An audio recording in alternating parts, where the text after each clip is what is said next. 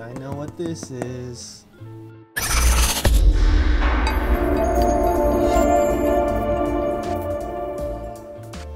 In this video, I'm unboxing one of the most anticipated products of this year. That would be the Rane 72. So I've been waiting on this thing for a while. Since it was announced at DMC's last year and we got that first preview of it, I put my want for a Pioneer S9 on hold and decided I would get this just to see if I enjoyed this more, because as I've mentioned in other videos, I do have some issues with the S9, so I figured let's give this new Rane mixer, the 72, a try, and if I don't like it, at least I know I like most of the S9, so I could just go ahead and maybe sell this and grab one of those instead. But I wanted to give this thing a try first, so it's finally arrived. Came out last week. Finally got mine from AGIProDJ.com, so shout out to them, not sponsored. And yeah, let's get to unboxing. So, got my trusty scissors.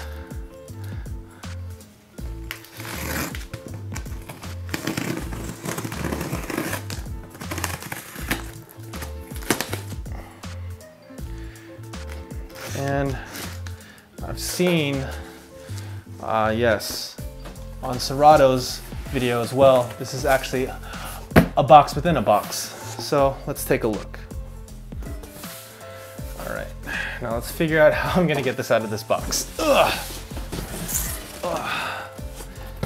Okay, put the shipping box aside, and here it is, the Rane 72.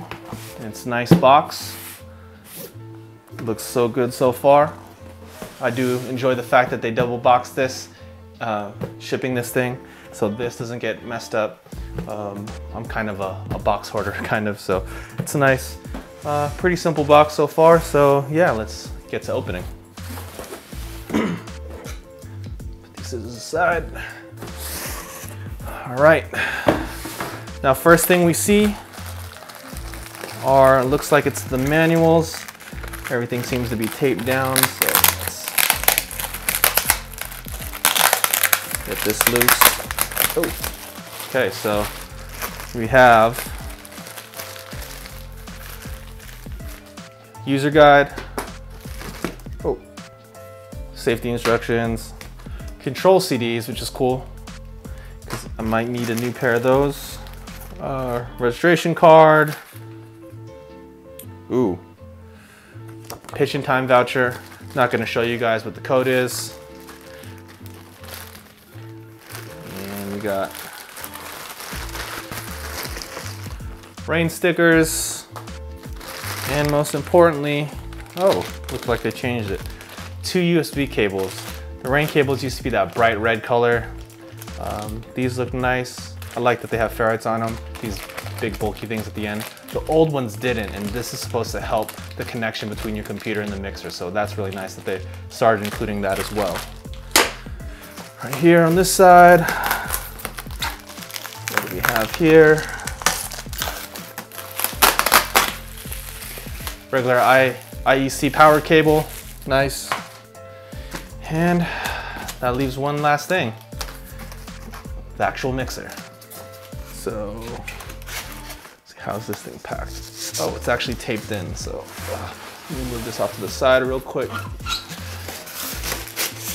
Oh. Oh. Hold on. Put this aside. One more thing on the bottom. A nice new pair of control vinyl, which is always nice to have.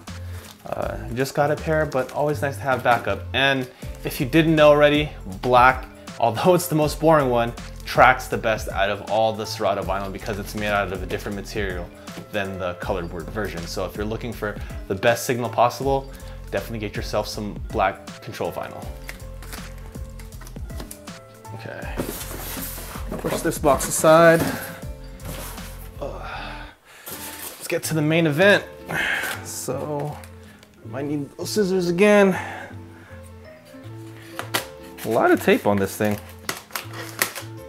I appreciate that. Packed very carefully. Oh. Come on. All right.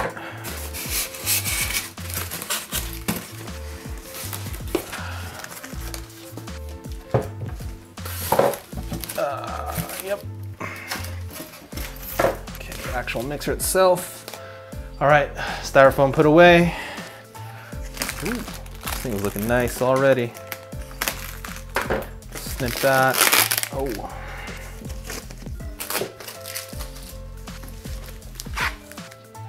It's packed like a bag, I see. Okay. Let's go ahead and cut this open at the top.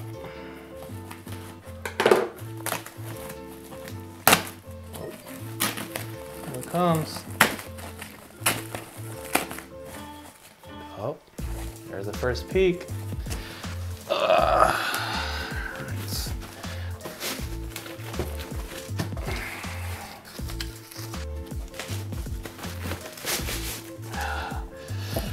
Whew, and there she is. This is the first time I'm actually holding one of these. I didn't get to see this at NAMM. So, the Rane 72. Let's clear all this stuff out the side. Zoom in a little bit. Oh, there she is. Oh man. So first impression, has a lot of weight to it. I like that. It still feels like a Rane product, even though this thing is now made by Newmark or in music. This thing still feels like it has that old rugged Rane construction. I like that the knobs are different. They're not the 62 knobs. They are shaped a little differently, and I appreciate that because I hated the knobs on the 62. Just never really, you know, mess with those. I was just never a fan. Yeah, everything feels like it's made really well. New up faders feel pretty good. I like that crossfader. This is that new Mag 3 crossfader, which allows you to adjust not only the cut-in time, which you can do in the actual, you know, screen and the software, but it allows you to adjust the tension as well. But I like the feel of it so far. It has a little weight to it, which I appreciate. Yeah. Right now, can't really compare it to the S9 crossfader, but definitely that's something that I'm going to test in the future. These toggle switches, ooh, definitely have a lot more weight and heft to them than the S9 switches. And these are made out of metal too. So even though the plastic on the S9 ones seem like they're gonna last a long time, and I've seen pairs go through beatings, having something that's metal instead of plastic always feels a little bit better. They're actually rubberized, feel like they're rubberized around here. Only feels like metal up here. And the action down feels pretty good. And what's awesome about this too is you can flip these around. So you can have the latch like this facing downward. So if you're just doing one downstroke like that, you can make it stick.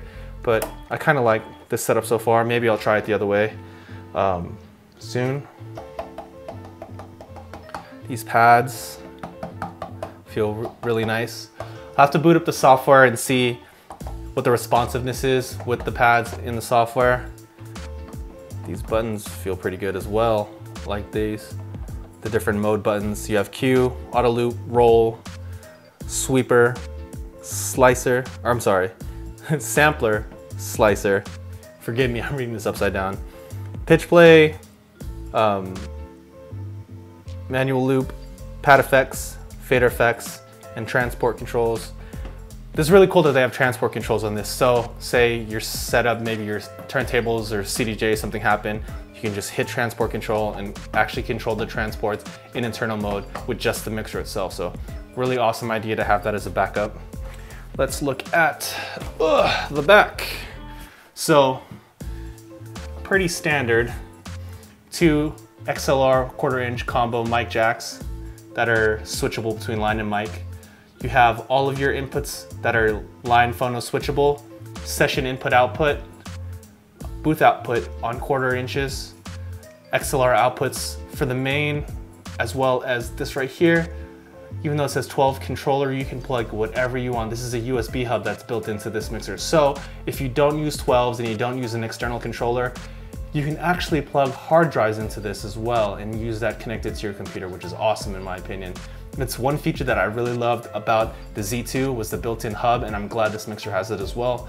You have your 2 USB inputs right here, which makes switching over between DJs pretty simple. This is pretty standard on all like pro level mixers now. You see it on the Pioneer DJ900 Nexus 2, the S9. It's just the 62 was probably the first one with it, so it's just the standard, and it makes perfect sense why they would have it on this.